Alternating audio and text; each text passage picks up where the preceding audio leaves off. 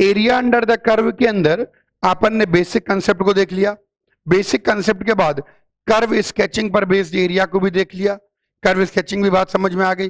Curve sketching पर based area के बाद आज एक और बहुत जबरदस्त कंसेप्ट में इंट्रोड्यूस करने जा रहा हूं, area bounded by inverse without finding inverse. जी हाँ, गजब का कंसेप्ट है, इस पर ध्यान देना है और क्वेश्चन के जरिए हम इसको बताएंगे।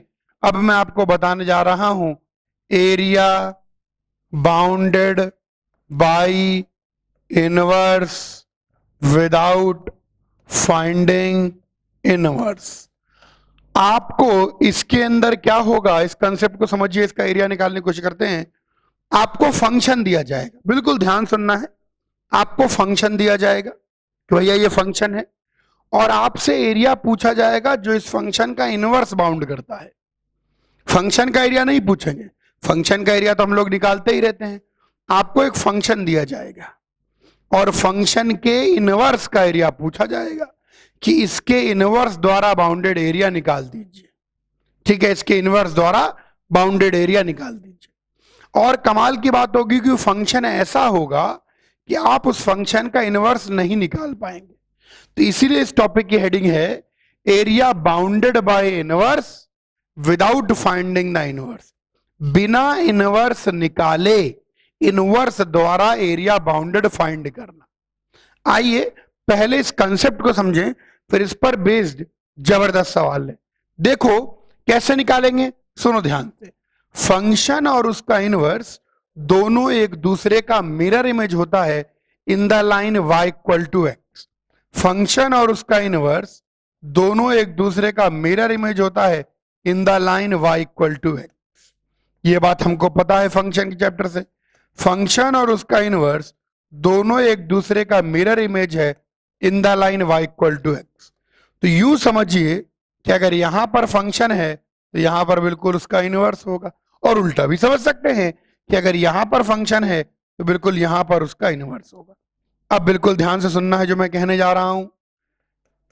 ये मान लीजिए x इक्वल टू ए है, बिल्कुल ध्यान से सुनिएगा ताकि कंसेप्ट समझ में आ जाए। x इक्वल टू बी है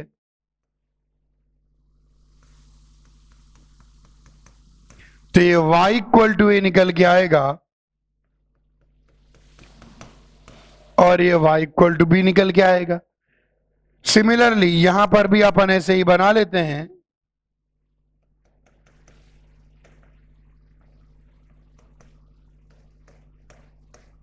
अगर ये x इक्वल टू ए है, ये x इक्वल टू बी, ये y इक्वल टू ए है, ये y इक्वल टू बी। चूंकि फंक्शन और उसका इनवर्स दोनों एक दूसरे का मिरर इमेज है, फंक्शन और उसका इनवर्स दोनों एक दूसरे का मिरर इमेज है, तो हम इस बात से कह सकते हैं कि जितना एरिया यहां पर होगा उतना ही एरिया यहां पर होगा, बिकॉज दोनों बिल्कुल एक दूसरे की मिरर इमेज हैं। उसी प्रकार से जितना एरिया यहां पर होगा उतना ही एरिया यहां पर होगा, क्योंकि दोनों को दोनों एक दूसरे की बिल्कुल मिरर इमेज है। अगर इसको फंक्शन कह दोगे तो ये उसका इनवर्स हो जाएगा, और अगर आपने इसको फंक्शन कह दिया तो ये उसका इनवर्स हो जाएगा। यानी इस ग्राफ से मैं ऐसा कह सकता हूं। अब इस क्वेश्चन में क्या रहेगा, इस खास प्रकार के सवाल में है कि आपको दिया तो जाएगा फंक्शन, लेकिन एरिया निकालना होगा बाउंडेड बाय इट्स इनवर्स। दिया तो जाएगा फंक्शन, लेकिन एरिया निकालना होगा बाउंडेड बाय इट्स इनवर्स। चलो बात करते हैं। यहां पर मैं बोलूंगा, ध्यान से सुनिएगा, कि area between f inverse x and y axis from y equal to a to y equal to b, जो एरिया बिटवीन इनवर्स है और y axis from y equal to a y equal to b is same as area between y equal to f x and x axis from x equal to a to x equal to b. ये concept हो गया। अगर inverse का area वो y axis के साथ पूछेगा तो हम फंक्शन का एरिया x एक्सिस के साथ निकालेंगे। और यहीं पर पकड़िए, यहीं पर पकड़िए, वापस से मैं बोलूंगा area between inverse and x axis from x equal to a to x equal to b is equal to area between y equal to fx and y axis from y equal to a and y equal to b। अगर inverse और x axis के बीच का area पूछता है तो हम function और y एक्सिस का एरिया निकाल देंगे, और अगर इनवर्स और y एक्सिस के बीच का एरिया पूछता है तो हम फंक्शन और x एक्सिस के बीच का एरिया निकाल देंगे। इस बात पर सब लोगों को बहुत ज्यादा ध्यान देना है कि कैसे हम इसको प्रोसीड करेंगे। कॉपी करो तो सवाल लगाएं, कंसेप्ट कॉपी करिए पहले। आइए इस कंसेप्ट पर बेस्ड एक जबरदस्त सवाल लेते हैं। तो बेसिक कंसेप्ट अपन को क्लियर हो गया है कि भाई ऐसा कुछ करना है, लेकिन वो कैसे करना है आओ उसको देखते हैं। यहां पर हमको क्वेश्चन है, बहुत प्यारा क्वेश्चन है, आईटी में आया हुआ क्वेश्चन है। ये क्वेश्चन कहता है कि fx एक क्यूबिक फंक्शन दे रखा है। अब क्यूबिक फंक्शन का इनवर्स अपन इतना आराम से नहीं निकाल सकते। बोलता है fx is x cube plus 3x plus 2 and gx is the inverse. fx ये है और gx इसका इनवर्स है। अच्छी बात है। Find the area bounded by gx and x axis from x equal to -2 to x equal to 6। तो मैं डायरेक्ट फंडा बोलूंगा कि area between gx and x axis, कुछ सोचने की जरूरत ही नहीं है आपको कि वो एक्सिस को काट रहा है नहीं काट रहा, y एक्सिस को काट रहा है नहीं काट रहा, घूम रहा है, ये सब सोचिए ही मत। मैं बताता हूं क्यों। क्योंकि अगर इसका इनवर्स संभव है तो ये 1 on 2 फंक्शन है, ये 1 on 2 रहेगा। ये या तो बढ़ता ही जाएगा या घटता ही जाएगा। यूं घूमने फिरने का तो इसमें सवाल ही नहीं है। पहले आप ये समझिए, हम एक इन्वर्टेबल फंक्शन की बात कर रहे हैं। तो बहुत सारी नौटंकियां, बहुत सारे प्रपंच जो आप दिमाग में सोचेंगे कि सर अगर ऐसा काट के ऐसा घूम गया तो इन्वर्टेबल ही नहीं होगा एक्चुअली। तो इसलिए 1 on 2 फंक्शन है। ऑन टू 1 का मतलब भाई साहब या तो ये बढ़ ही रहा है या घट ही रहा है, तो बहुत ही लीनियर रिलेशनशिप आता है। इसीलिए ये प्रपंच जो मैंने कंसेप्ट बताया आप डायरेक्ट लगाइए, बिना दिमाग लगाए सीधे कर दीजिए। क्योंकि अगर जरा सा भी फंक्शन ऊपर नीचे हुआ तो बेचारा इन्वर्टेबल ही नहीं होगा। अब सुनिए, area between gx and x axis from x equal to -2 to x equal to 6, हम बोलेंगे this is same as area between fx and y axis from y equal to -2। बस अब हम तो सीधे ये निकालेंगे कि fx और y एक्सिस के बीच का एरिया y इक्वल टू -2 से y इक्वल टू 6। आप देखिए जो fx आपको दे रखा है x cube plus 3x plus 2, तो अगर f डैश x की आप बात करते हैं तो 3x square plus 3 always positive है। 3x स्क्वायर आना भी था, पॉजिटिव आना ही था, क्योंकि फंक्शन को 1 on 2 होना है। यह तो हमेशा इंक्रीजिंग या हमेशा डिक्रीजिंग की टेंशन नहीं थी, तो ये हमेशा पॉजिटिव आ गया, यानी ऑलवेज इंक्रीजिंग। अब थोड़ा ध्यान देंगे जो बात मैं कहने जा रहा हूं। चलिए, x 0 पर इसकी वैल्यू कुछ आ जाती है 2, वो आप निकाल सकते हैं। तो ये 0,2 से निकलेगा और ये हमेशा इंक्रीजिंग है। x इसके कहीं कोई दिक्कत नहीं है, डेरिवेटिव कभी 0 जाता ही नहीं है, तो बढ़ता ही चला जाएगा। तो एक बार आर्बिट कर्व बना दिया। बच्चे बोलते सर आपने कैसे बनाया? अरे कुछ भी बना दो, एक्चुअली इसका कोई यूज नहीं है, मैं बता रहा हूं। तो हमने एक कर्व बनाया भाई, ऐसा चलिए ऐसा करके कर्व बना दिया, ठीक है, ये कर्व बन गया। यही है हमारा y इक्वल टू fx। इससे ज्यादा इस कर्व का यूज नहीं है, बस इतना ही यूज है। अब मुझे कौन सा एरिया निकालना है? मुझे निकालना है fx और y एक्सिस के बीच y इक्वल टू -2 से लेकर y इक्वल टू 6 तक। आइए, तो ये एरिया अगर हम देखना चाहें,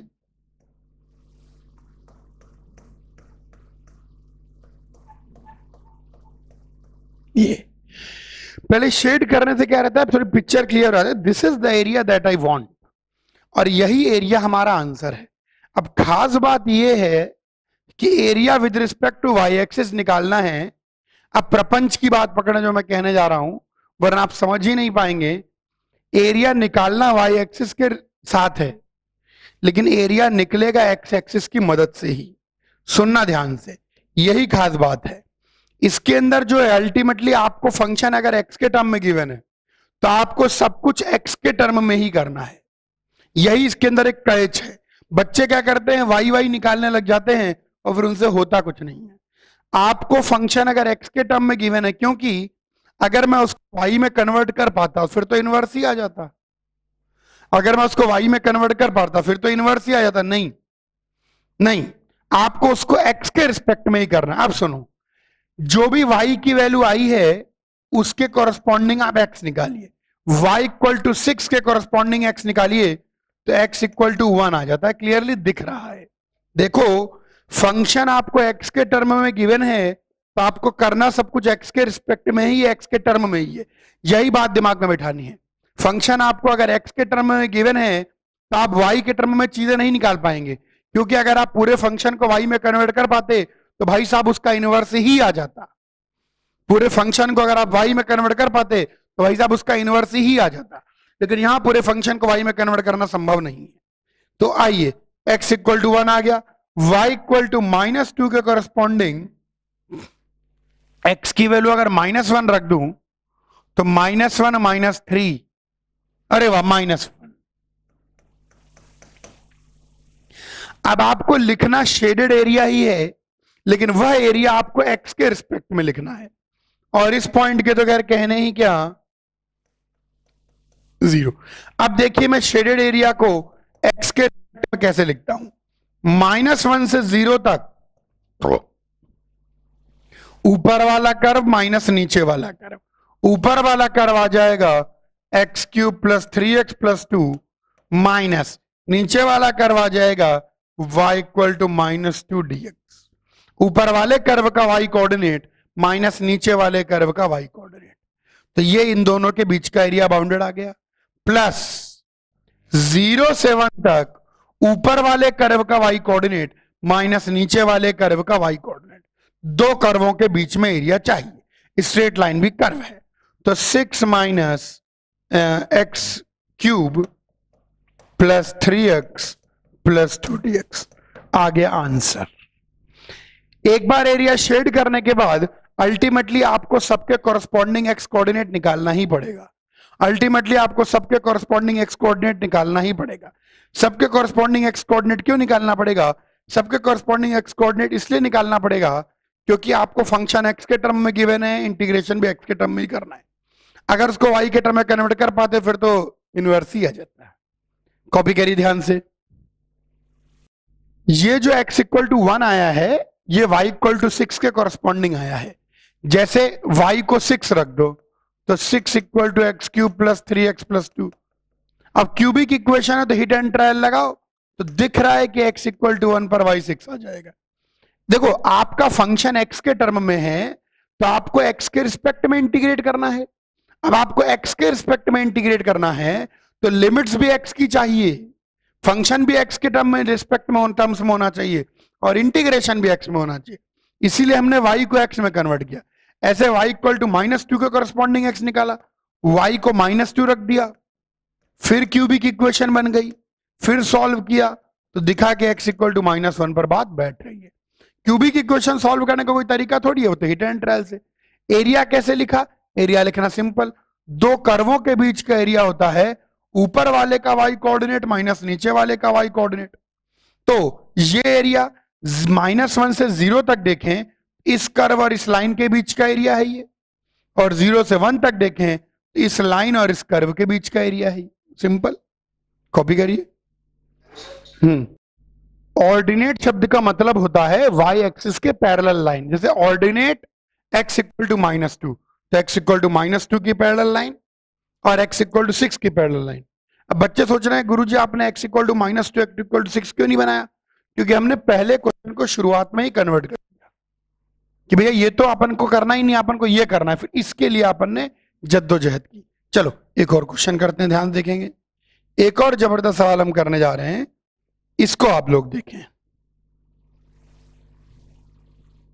ये रहा, बिल्कुल बिल्कुल, इसमें भी मैं आपको मौका दूंगा, आप 3 मिनट लगाइए अपने हिसाब से।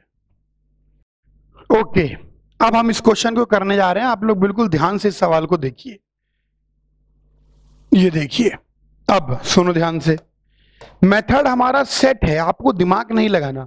देखिए फंक्शन इन्वर्टिबल है, फंक्शन इन्वर्टिबल है होने का मतलब ये हो गया कि फंक्शन का इनवर्स पॉसिबल है। फंक्शन इन्वर्टिबल है, फंक्शन का इनवर्स पॉसिबल है। फंक्शन का इनवर्स अगर पॉसिबल है तो इसका मतलब 1/1 है। आप उसको स्ट्रेट लाइन ड्रॉ भी कर सकते हैं, इनफैक्ट स्ट्रेट लाइन ड्रॉ करने से फर्क नहीं पड़ता। खैर चलिए, हमको बोलता है फंक्शन एफ एक्स ये दे रखा है और जी एक्स इसका इनवर्स है। ठीक है भाई, फंक्शन दे रखा है और जी एक्स इसका इनवर्स है। Compute area bounded by g x and x axis and ordinate. Ordinate शब्द का मतलब होता है वाई एक्सिस के पैरेलल लाइन, जैसा कि मैंने पिछले प्रश्न में बताया। अब सुनेंगे ध्यान से, area bounded by g x. आइए area bounded by g x की बात करें तो वापस से सबसे पहले हम इसको कन्वर्ट कर लेते हैं। हमको जी एक्स बनाना ही नहीं है, मैं बोलूंगा area between g x and x axis from x equal to -3 to x equal to 6। अब हम इसको क्यों बनाएंगे? जब हम कन्वर्ट कर लेंगे हम ये बनाएंगे, हम बोलेंगे कि ये एरिया बराबर है area between f x and x नहीं and y axis from y equal to -3 to y equal to 6। F x and y axis के बीच का area from y equal to -3 to y equal to 6 ये है actually. चलिए अब हम इसको प्लॉट करेंगे, इसको नहीं प्लॉट करेंगे। पिछले बच्चे से ये कहा गया, इसकी जरूरत ही नहीं है, हमने तो भाई बोल दिया ना ये इसके बराबर है, तो हमको ये निकालना है, लेकिन इसकी प्लॉटिंग वोटिंग पता नहीं, इनवर्स निकालना आता नहीं, तो हम ये प्लॉट करेंगे और इसके बारे में बात करेंगे। तो area between f x and y axis from y equal to -3 to y equal to 6। चलिए बात करते हैं। तो area between f x and y axis from y equal to -3 to y equal, अब सुनिए ध्यान से, अब इसका कर्व कोई बनाने की बहुत आवश्यकता नहीं है। जो मैं इसका कर्व बनाता हूं वो सिर्फ आपकी अंडरस्टैंडिंग के लिए बनाता हूं। x 0 रख दें तो y की वैल्यू 1 आ रही है, इतना ही काफी है। एक्स क्यूब का कोफिशिएंट पॉजिटिव है तो नीचे से ऊपर जाएगा, तो इसका कर्व एक जनरल बस बना लेते हैं कि 0,1 से पास होता है। भाई जो पॉइंट आसानी से निकल जाए, और 0,1 से पास होता है, एक कर्व बना दीजिए कि भैया ये लीजिए मोनोटॉनिक कर्व है, खत्म। क्योंकि ये बिल्कुल मोनोटॉनिक है, जैसे आपने कर्व स्केच में गंदे गंदे कर्व बनाए थे, ऐसे जाकर ऐसे हो रहा है, ऐसे हो रहा है, वो सब यहाँ होगा नहीं, क्योंकि वो बनेगा तो इनवर्स ही नहीं निकलेगा, तो टेंशन लेने की जरूरत नहीं है। अब ये कर्व आ गया, अब ये मुझे एफ एक्स है, ये मेरा क्या है? मेरा एफ एक्स है। आराम से देखिए मेरी इच्छा क्या है, मेरी इच्छा है एफ एक्स और वाई एक्सिस के बीच का एरिया निकालना, f x and y axis के बीच का एरिया निकालना। कहां से कहां? y इक्वल टू -3 से y इक्वल टू 6। तो ये रहा एफ एक्स, ये रहा y axis, y equal to -3 यहां कहीं पर होगा, y equal to -3 y equal to 6। अब फिर से मैं काम की बात दोहरा रहा हूं कि एरिया तो एफ एक्स और वाई एक्सिस के बीच निकालना है, लेकिन आपको एफ एक्स किसके टर्म में पता है? आपको एफ एक्स केवल एक्स के टर्म में पता है। अगर आपको एफ एक्स केवल एक्स के टर्म में पता है, अगर आपको एफ एक्स केवल एक्स के टर्म में पता है, तो भाई साहब आप एरिया भी सब कुछ एक्स के टर्म में निकालिए, सब कुछ एक्स के टर्म में, लिमिट्स भी एक्स के टर्म में, कोऑर्डिनेट भी एक्स के टर्म में। चलिए शेड कर लेते हैं, पहले शेड करने से दिमागवा काम करता है। ये एरिया चाहिए,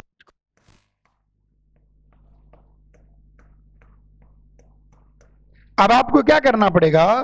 पहले हर एक्स के वाई के कॉरस्पॉन्डिंग एक्स निकालना पड़ेगा। तो यहां y इक्वल टू 6 के कॉरस्पॉन्डिंग x चाहिए होगा, तो अब यहां हिट एंड ट्रायल है, 6 रख दें तो 1 2 3 4 5 6, तो x इक्वल टू 1 आ रहा है। देखो x1 पर y 6 आता है। अब क्यूबिक इक्वेशन सॉल्व करने का कोई तरीका नहीं है भैया, मैक्सिमम क्वाड्रेटिक हो सकती है। -3, चलिए -3 के कॉरस्पॉन्डिंग x को रख के देखे -1 से आता है क्या? तो -1 रखेंगे तो -1 0 आ रहा है। इनफैक्ट माइनस, अगर x -1 रख दें, -2 रख के देखें, -2 का क्यूब -8, -2 का स्क्वायर, ये तो बैठा नहीं, ये चीज कितनी हो गई? हाँ -8 आ गया, तो 2 यहां 4 टू द 8, फिर यहां -2 रख दें, -4 +1 आ रहा है, तो x इक्वल टू -2। अब आप एरिया लिखेंगे सब कुछ एक्स एक्सिस के टर्म में, ऊपर वाला माइनस नीचे वाला, तो आपका जो रिक्वायर्ड एरिया है, अब आराम से लिखिए। अब ये पॉइंट कितना आ गया, ये पॉइंट तो हमको पता ही है, this point comes out to be x equal to 0, this point comes out to be x equal to 0। चलिए बात करते हैं, -2 से 0 तक की बात करें तो इसके और इसके बीच का एरिया है, -2 से 0 की बात करें तो इसके और इसके बीच का एरिया है, और 0 से 1 की बात करें तो इस लाइन और कर्व के बीच का एरिया है। तो आराम से लिखिए, -2 से 0 वेरी कर रहा है, ऊपर वाले कर्व का y coordinate which is x³ + 2x² + 2x + 1, minus नीचे वाले कर्व का y coordinate that is -3 plus 0 से 1 तक अगर एरिया निकालें, शेडेड पोर्शन को ही लिखना है। आपको देखना है कि शेडेड पोर्शन जो है उसमें x कोऑर्डिनेट कहां से कहां तक वेरी कर रहा है और वो कौन से दो कर्वों के बीच में आ रहा है। तो ये लीजिए, ऊपर वाले कर्व का माइनस नीचे वाले कर्व का, तो नीचे वाला कर्व आ जाएगा x³ + 2x² + 2x + 1 dx। आ गया एरिया। शेड जरूर किया करें, मैं बता रहा हूं, शेड करने से क्या होता है, आपको दिखता है कि मुझे ये एरिया लिखना है, और फिर मन में आ जाता है कि आपको फंक्शन एक्स के टर्म में पता है, तो ये एरिया एक्स के टर्म में लिखना है। एरिया एक्स के टर्म में लिखने का क्या मतलब है कि भैया फंक्शन भी एक्स का चाहिए, इंटीग्रेशन भी एक्स के रिस्पेक्ट में होगा, और लिमिट्स भी एक्स की चाहिए। कॉपी करिए। आइए एक दो क्वेश्चन और ले, बढ़िया बढ़िया। एरिया के अंदर कभी कभी अब तक हमको क्या होता था, कर्व देते थे, एरिया निकलवाते थे। तो आईटी वालों ने एक नए प्रकार का क्वेश्चन डिवाइस किया, क्योंकि वहां पर एक से एक बेस्ट प्रोफेसर हैं वहां पर, तो उन्होंने उल्टा क्वेश्चन डिवाइस किया कि क्यों ना कर्व में मिसिंग वेरिएबल दे दें। भाई कर्व देकर एरिया पूछते थे, कर्व देकर एरिया पूछते थे, तो उन्होंने क्या, कर्व में एक मिसिंग वेरिएबल दे दिया और एरिया दे दिया, और मिसिंग वेरिएबल की वैल्यू पूछ ली। घुमा फिरा के कंसेप्ट वही है, घुमा फिरा के कंसेप्ट तो सेम ही है, कैसे करना है। अब ध्यान देंगे सब बच्चे, चलिए। हाँ, अब सब लोग बिल्कुल ध्यान देंगे, जो मैं कहने जा रहा हूं उसको ध्यान देंगे। Find the value of m for which the area bounded by line this. Line में मिसिंग वेरिएबल दे दिया y = mx + 2 और एक कर्व दे दिया x = 2y - y²। इन दोनों द्वारा बाउंडेड एरिया 256/3 है। ऐसे क्वेश्चन भी कभी कभी आ जाते हैं, कर्व देकर एरिया पूछने के बजाय कर्व दे देंगे, एरिया दे देंगे, और कर्व के अंदर कोई मिसिंग वेरिएबल होगा a b m और उसकी वैल्यू पूछ लेंगे। कोई विशेष बात नहीं है, करना वैसे ही है। x = 2y - y², अगर हम इसको प्लॉट करें तो रंगों की कोई कमी नहीं है। x = 2y - y², एक बेहतरीन पैराबोला आ जाएगा। एक तो ये 0,0 से पास करेगा, दूसरा ये 0,2 से पास करेगा। ये हो गया x = 2y - y²। पीले डब्बे में इसको रखा है, पीले रंग से प्लॉट किया है। एक और चीज देखें, y = mx + 2 को देखें। y = mx + 2, इसको आइए हरे रंग में करते हैं। y = mx + 2 जो है ये भी 0,2 से पास करेगा। x0 पर देखिए y2 आ रहा है। बहुत सिंपल क्वेश्चन है, क्वेश्चन डिफिकल्ट नहीं है। तो y = mx + 2 जो लाइन है उसको हम ऐसे जनरल बना देते हैं, उसको जनरल बना देते हैं, और वो जनरल जो बनते हैं ये ऐसे आ जाता है। अब अल्टीमेटली हमको सब कुछ x कोऑर्डिनेट या y कोऑर्डिनेट के टर्म में करना पड़ेगा। यहां पर ऐसा लग रहा है जैसे y कोऑर्डिनेट के टर्म्स में इंटीग्रेशन इजी पड़ेगा। तो आइए एरिया को शेड करें। शेड करने के लिए क्या हिसाब किताब, हाँ हाँ, ये रहा, ये देखिए, ये रहा, ये शेडेड एरिया है। चलिए देखें, शेडेड एरिया की बात करते हैं। तो यहां y कोऑर्डिनेट के टर्म्स में अगर बात करना चाहें तो हमको इस पॉइंट का y कोऑर्डिनेट भी चाहिए होगा, और इस पॉइंट का y कोऑर्डिनेट तो 2 है। तो यहां तो मेरे ख्याल से y एक्सिस के रिस्पेक्ट में हम इंटीग्रेशन करेंगे। तो इस पॉइंट का y कोऑर्डिनेट कैसे निकलेगा, दोनों को सॉल्व कर लेते हैं।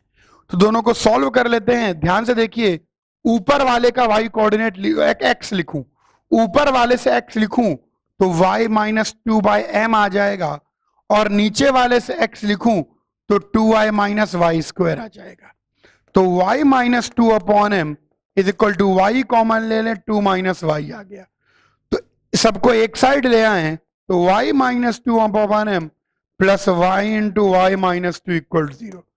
तो y minus 2 into y plus 1 by m equal to 0। तो एक इंटरसेक्शन पॉइंट तो y इक्वल टू 2 होगा और दूसरा intersection point y equal to minus 1 by m होगा।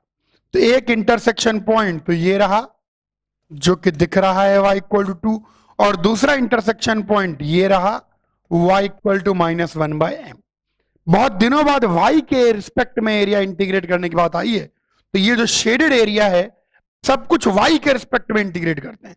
तो y कहां से कहां वेरी कर रहा है, y इस एरिया के पोर्शन का माइनस 1 बाई एम से 2 वेरी कर रहा है। राइट साइड वाले का x y के टर्म्स में, तो राइट साइड वाले का 2y minus y square minus left side वाले का भी x y के टर्म में, तो x को y के टर्म में रख देंगे तो y minus 2 upon m dy, और ये किसके बराबर होना चाहिए 256 बाई 3। क्योंकि सब कुछ अपन y के रिस्पेक्ट में कर रहे हैं, इंटीग्रेशन y के रिस्पेक्ट में हो रहा है, तो फंक्शन भी y के टर्म्स में लिखा जाएगा, इंटीग्रेशन भी y के रिस्पेक्ट में होगा, लिमिट्स भी y। अब तो सॉल्व कर लेंगे, बस मेजर काम हो गया। सॉल्व करते ही m, तो कैलकुलेशन वाला पार्ट मैं आपके ऊपर छोड़ता हूं। गेट m कॉपी कर लीजिए। आइए और सवाल करें, सवालों और कंसेप्टों को ध्यान से देखें ताकि जो आईटी में आए हुए क्वेश्चन उनको समझ पाए। ये देखिए, इनवर्स का जो कंसेप्ट पढ़ाया था उसी पर बेस्ड एक क्वेश्चन, इनवर्स के कंसेप्ट पर ही बेस्ड क्वेश्चन जो मैंने अभी आपको पढ़ाया, लेकिन थोड़ा इजी सा लगता है। आओ करके देखते हैं।